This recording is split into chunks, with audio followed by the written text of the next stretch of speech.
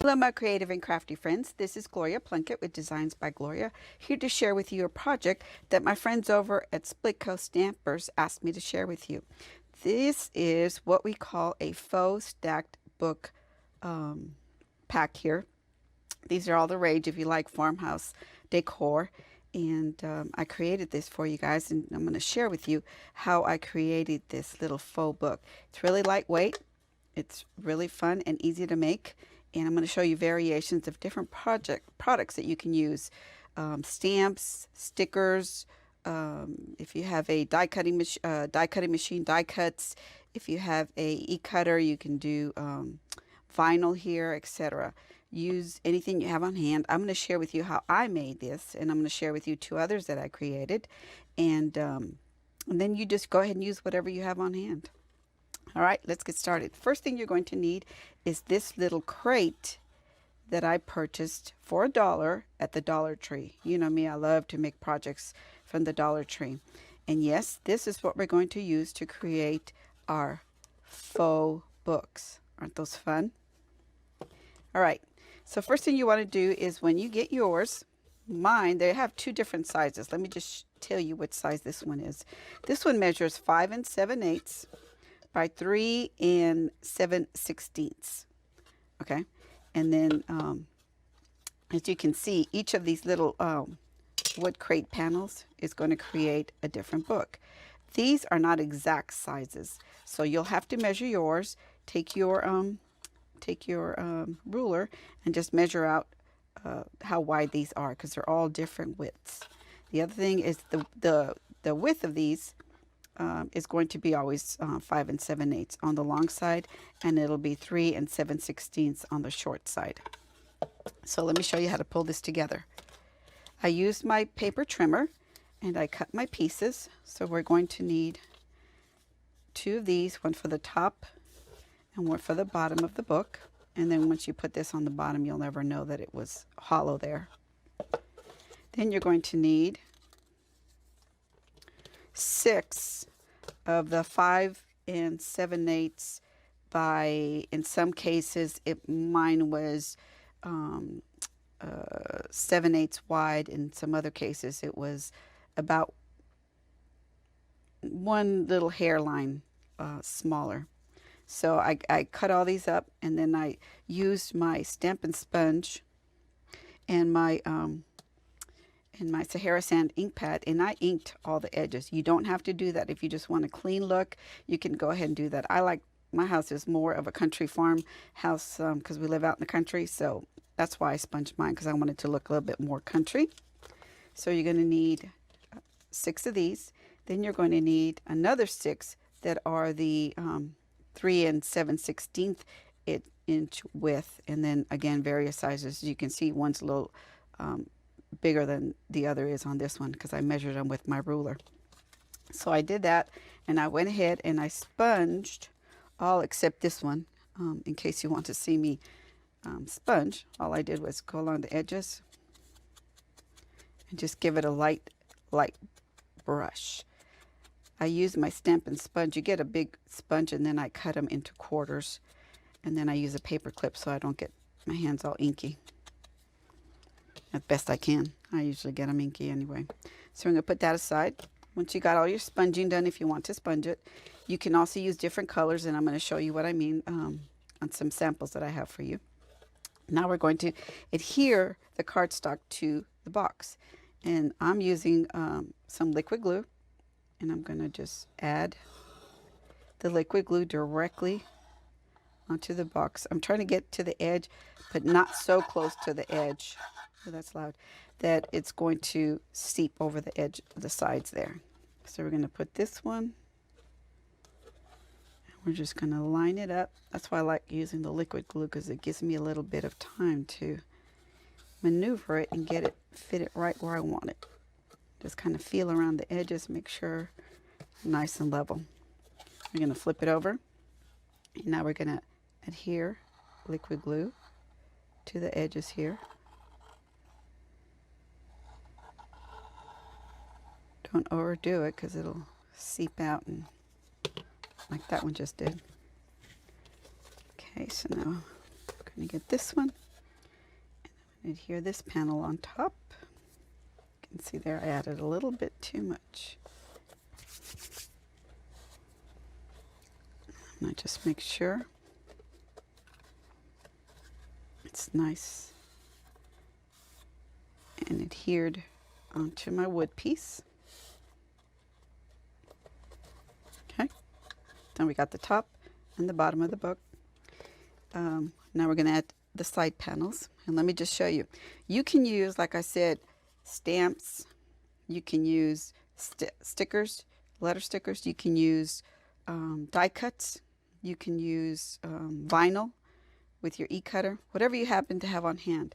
You can also, even if you don't have anything on hand, you can just make your own.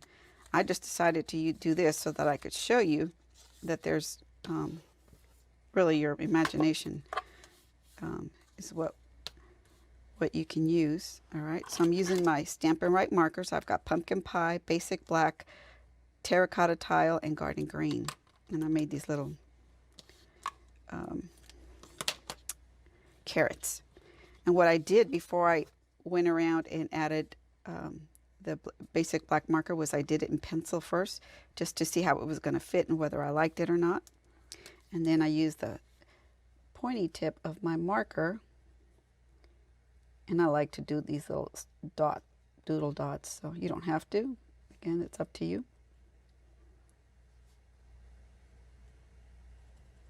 And then just connect the pieces if you want to make them wider.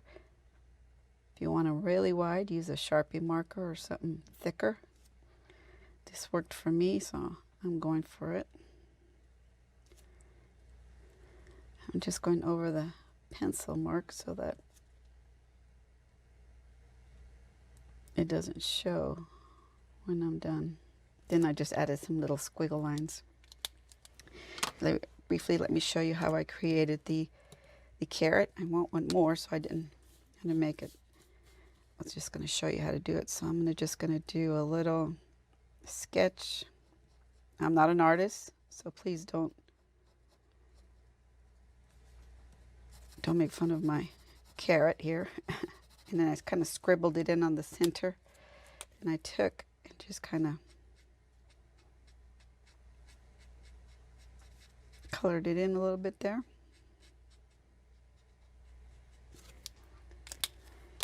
Carrots aren't perfect, so that's okay. Then I used this end to kind of give it a little shading on the side here and on the ends. Then I took my garden green and I just made some little squiggles, just some lines like that, to make it look like the greenery when you pull them out of the ground. And then I took the other end, kind of filled it in a little. And then lastly, I took my basic black marker again, and I kind of squiggle traced around. I added some little carrot lines, and then I came up here and just added some more definition. Again, I'm not an artist, so that's just a real simple little coloring technique there. So once I had all my pieces, now I'm going to add my book panels to the end, the edge here. So again, just like before, make sure I'm in view here. I'm going to add some liquid adhesive. Try not to go right to the edge because I don't want it to seep over. And I'm going to add my pieces all the way around. Just line it up as best you can. I wanted a little gap in between my panels, so you can see a little shadow in between there. So I didn't make them to fit exactly over that panel, but you certainly can if that's your preference. Add this one here.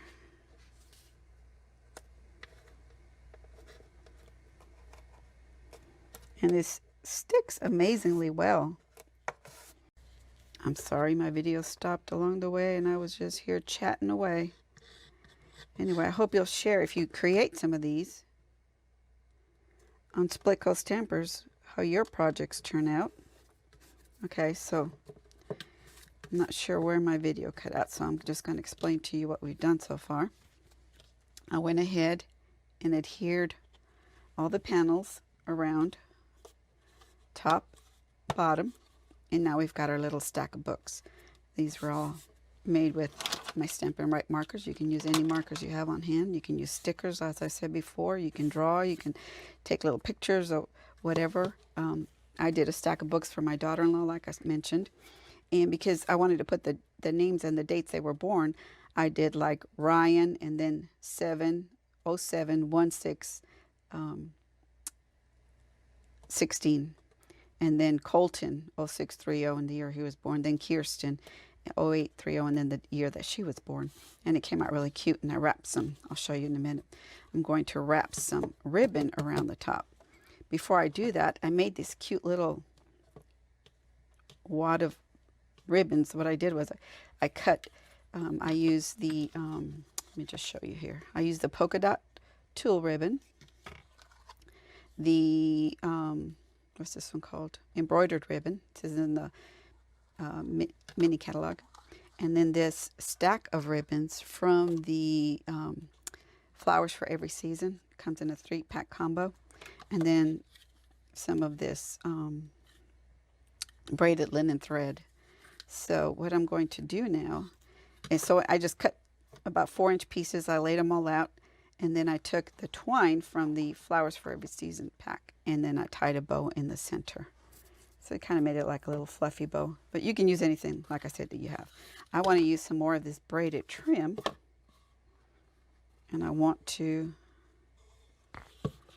add it to my book. Do this. Put a little bit of glue here. Stick it down. I think I want it about right there, and just kind of figure out how far on the side you want it. So I'm just going to bring this over, loop it over and around a couple times, 3 times, I guess. I'm going to stop right there. Add some more adhesive. And I'm going to lay that on top and let it sit there, stick together. Let me separate these. I love this glue. Isn't that cute?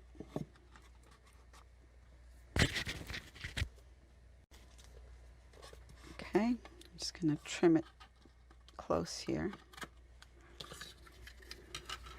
And now I'm going to take my little flop of ribbon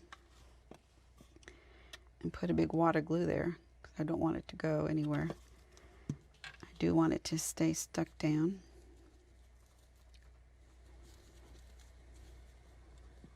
And I'm just going to press and hold it there for a little bit. Felt like these colors were good for spring. And there's the stack of spring Easter carrots book. Isn't that cute? I'm going to give this to my 93-year-old friend, Mary Clark. I think she's going to really enjoy that. Maybe this one or the another one I'm going to show you. So anyway, that's one, and that's handwritten. Again, you got pretty better writing than I do. I'm sure it'll come out a lot prettier. I kind of doodle, so it wouldn't look so crummy. And here's another one I made using some Easter colors. And this has blue and purple and pink. And then I used my e-cutter and cut the words out, Blessed Easter Wishes. And then I stuck those down. And then I just used some of our other ribbon here, and again my braided trim. Added some faux flowers from the Dollar Tree as well. I can't find my floral tape because I want to put a little end here with some floral tape, but I thought that was cute. And then this one I just recently made for Easter. And I used our green and our white and pumpkin pie. Again, I used my e-cutter because I didn't have anything that spelled that. I used a checkered ribbon here and some faux flowers. And there you go. 3 different designs. And I am going to wait and to see what you guys post and what you guys make. And I hope you will share your projects with us. And I appreciate you stopping by. I blog over at designsbygloria.com and hope you'll come visit me often and see what I have created for you to share.